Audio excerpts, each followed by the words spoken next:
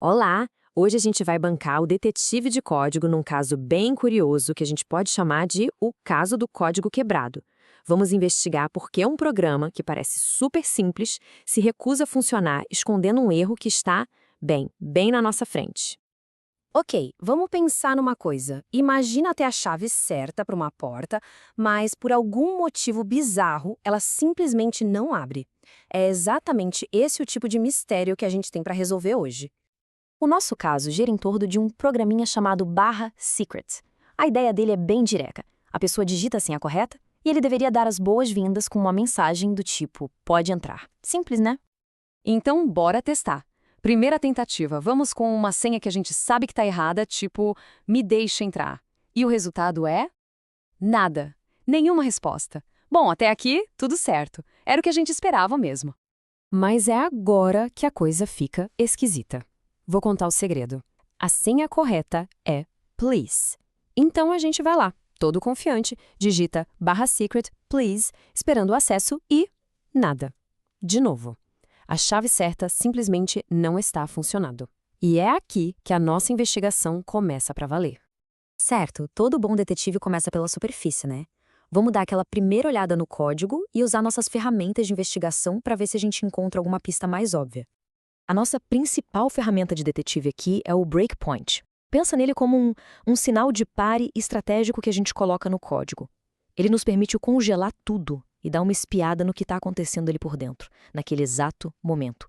É como um detetive examinando uma cena de crime em câmera lenta. Nosso plano de ataque vai ser o seguinte. Primeiro, vamos colocar um breakpoint, o nosso ponto de pausa, bem antes da verificação da senha. Depois, a gente roda o programa no modo de depuração. E por último, a gente insere a senha please e fica de olho para ver o que acontece, como se fosse um microscópio digital. Para essa primeira análise, vamos usar uma técnica chamada step over. É como pular por cima de um obstáculo. A gente executa a função check phrase inteira de uma vez, sem olhar os detalhes internos, só para ver o resultado final. É uma olhada rápida. E qual foi o resultado? Uma decepção. A variável que deveria mudar para verdadeiro e nos dar o acesso continuou como falso, mesmo com a senha correta. Nossa primeira pista, então, nos levou direto para um beco sem saída. Tá claro que a abordagem superficial não funcionou. Isso só pode significar uma coisa: nosso bug é mais esperto do que parecia. Então, é hora de pegar a lupa e mergulhar mais fundo. As pistas de verdade devem estar escondidas nos detalhes. Isso aqui mostra a diferença perfeitamente. Usar o step over é como ler só o título de um capítulo. Já o step into é como ler o capítulo inteiro, linha por linha, sabe? A gente precisa ver o que está rolando dentro daquela caixa preta que é a função. Beleza, vamos recomeçar a investigação.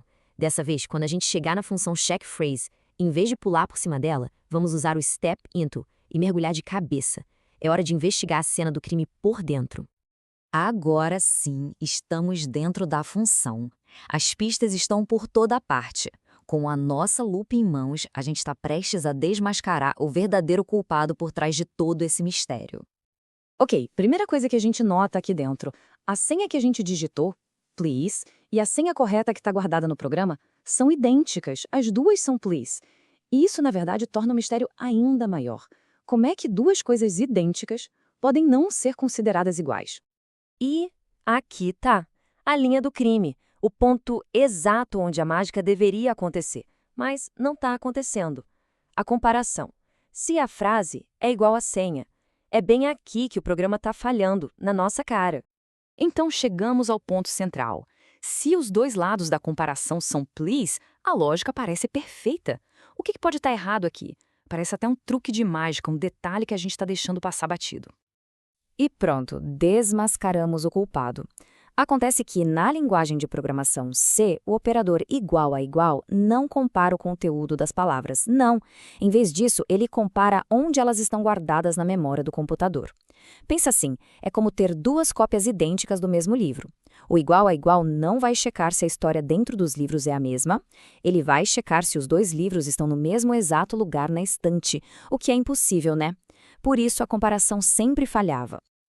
Agora que a gente sabe exatamente qual é o problema e como ele funciona, consertar isso vai ser a parte fácil. Vamos finalmente abrir essa porta.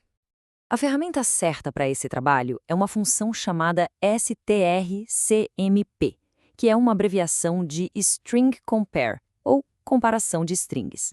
Ela foi feita exatamente para o que o igual não consegue fazer: comparar o conteúdo de duas palavras, caractere por caractere. E se elas forem idênticas, a função retorna o valor 0.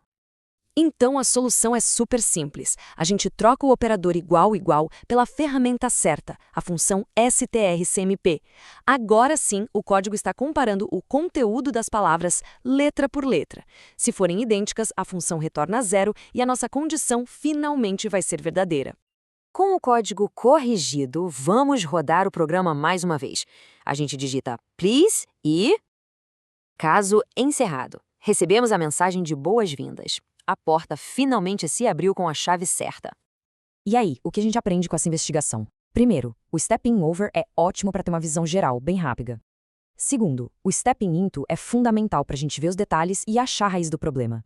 E o mais importante de tudo, em C, para comparar strings, é sempre strcmp, nunca operador de igualdade. Isso tudo nos deixa com uma pergunta para pensar. Que outro bug simples, quase invisível, pode estar aí, escondido bem à vista no nosso código, só esperando para ser descoberto com a ferramenta certa e um olhar um pouquinho mais atento?